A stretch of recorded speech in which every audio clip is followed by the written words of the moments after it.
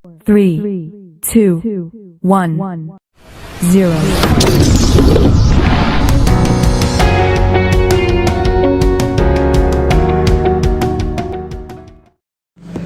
Assalamualaikum warahmatullahi wabarakatuh.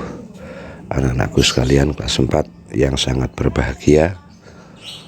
Pada pagi hari ini kita berjumpa kembali pada pembelajaran tematik, yaitu tema 1, subtema 2, muatan ilmu pengetahuan alam. Sebelum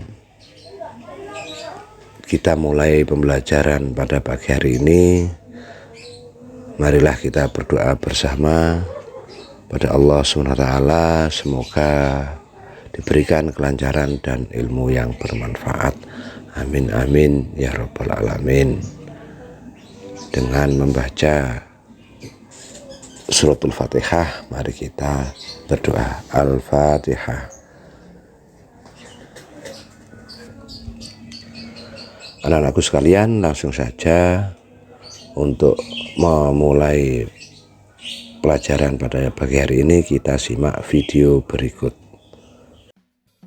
Di video kali ini, kita kembali belajar pada tema 1, subtema 2, muatan pelajaran ilmu pengetahuan alam.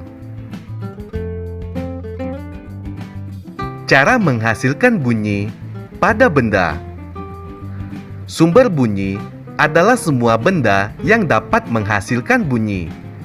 Bunyi dihasilkan oleh benda yang bergetar. Contoh sumber bunyi antara lain alat musik. Yang pertama, biola. Senar biola yang digesek menghasilkan bunyi. Bunyi dihasilkan dari senar yang bergetar. Yang kedua, marakas. Marakas yang digoyangkan akan menghasilkan bunyi.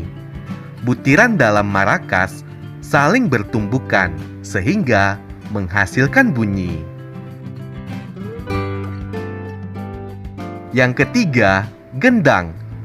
Saat dipukul, kulit gendang akan bergetar dan menghasilkan bunyi. Pendengaran manusia. Telinga merupakan salah satu panca indera.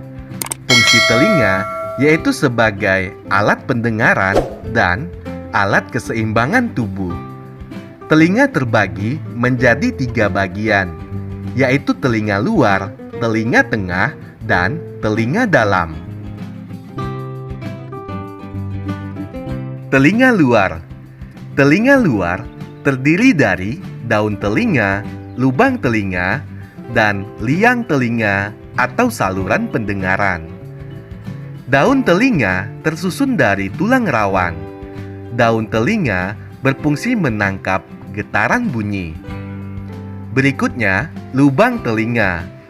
Lubang telinga terletak di pangkal daun telinga. Lubang telinga berfungsi sebagai tempat masuknya bunyi ke dalam telinga. Selanjutnya, liang telinga berfungsi meneruskan bunyi ke telinga tengah. Pada liang telinga terdapat rambut halus yang berfungsi menghalangi debu dan air yang masuk ke telinga. Telinga tengah terdiri dari gendang telinga dan tulang pendengaran. Gendang telinga atau membran timpani berupa selaput tipis yang peka terhadap bunyi. Gendang telinga akan bergetar saat menerima gelombang bunyi. Gendang telinga berfungsi menerima getaran bunyi dari daun telinga dan meneruskannya ke tulang-tulang pendengaran. Tulang pendengaran terdiri dari tulang martil, tulang landasan, dan tulang sanggurdi. Tulang pendengaran berfungsi meneruskan getaran bunyi ke koklea. Telinga dalam. Yang pertama, saluran setengah lingkaran, berfungsi membantu mempertahankan keseimbangan tubuh. Yang kedua, saluran eustasius, berfungsi menghubungkan ruang telinga tengah dan faring. Faring adalah bagian yang menghubungkan mulut dengan kerongkongan. Yang ketiga, koklea, berfungsi menerima dan meneruskan getaran bunyi ke syaraf pendengaran. Yang keempat, saraf pendengaran, berfungsi meneruskan bunyi ke otak. Ayo perhatikan gambar bagian-bagian telinga berikut ini.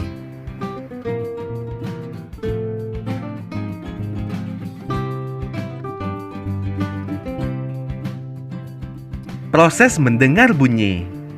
Proses mendengar bunyi dimulai dari getaran dari sumber bunyi.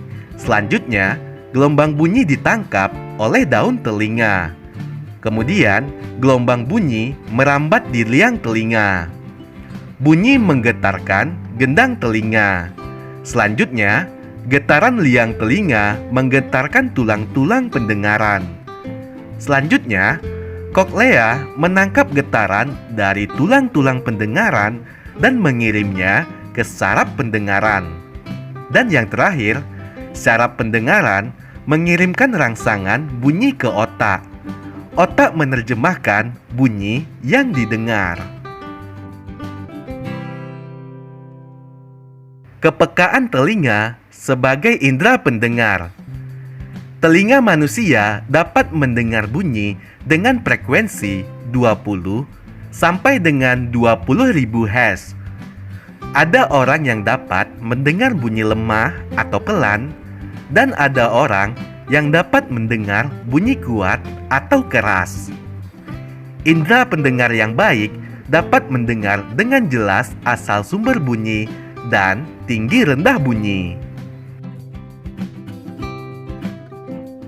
Memelihara kesehatan telinga.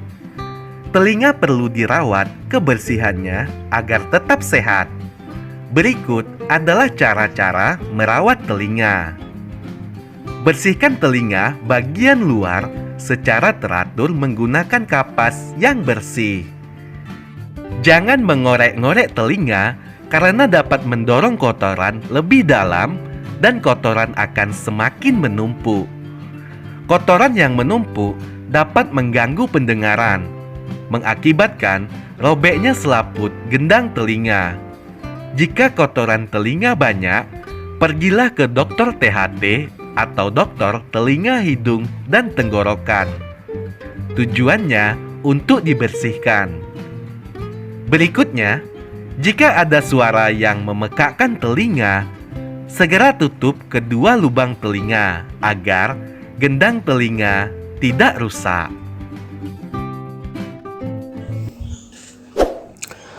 Demikian anak-anakku, materi yang dapat saya sampaikan semoga saja mudah dipahami, bisa dimengerti, dan semoga menjadi ilmu yang bermanfaat bagi kita semua. Amin amin ya rabbal alamin. Ada kurang lebihnya saya mohon maaf yang sebesar-besarnya. Akhirul kalam, ihdinas siratal mustaqim. Wassalamualaikum warahmatullahi wabarakatuh.